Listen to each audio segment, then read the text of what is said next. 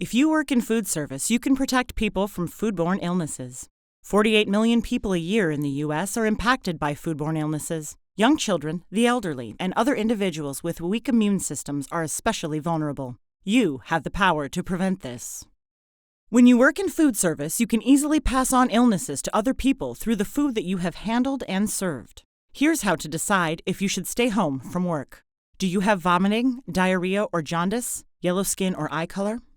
If yes, report your symptoms to the person in charge so they can take the proper precautions to prevent illness from spreading to others. Don't go to work for at least 24 hours after your symptoms go away. Does someone you live with have vomiting or diarrhea? If yes, report your exposure to the person in charge and take precautions at work. Wash your hands often, avoid handling ready-to-eat foods with bare hands while at work, and go home at the first sign of nausea or diarrhea. Do you have a cough, sore throat, fever, or runny nose? If yes, report it to the person in charge and focus on getting healthy. You may be assigned to restricted job duties that only involve non-food contact activities until you feel better.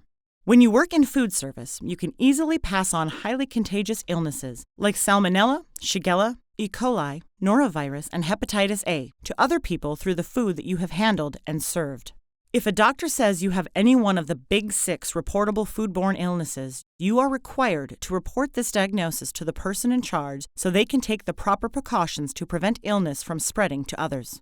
Don't go to work until the person in charge says it's okay to return. In most cases, you will need a note from the doctor and approval from the health department saying you are no longer infectious. Food prepared or handled by an ill food worker contributes to nearly half of all restaurant-related foodborne outbreaks. Food safety programs must stress that food workers should not come to work when they are ill. This is everyone's responsibility. Remember this: nothing is worth the risk of spreading a foodborne illness to other people, especially young children, the elderly, or other vulnerable people with weak immune systems. Keep customers, employees, and your business safe. If you are ill, take precautions, let your manager know, and prevent spreading illness to others.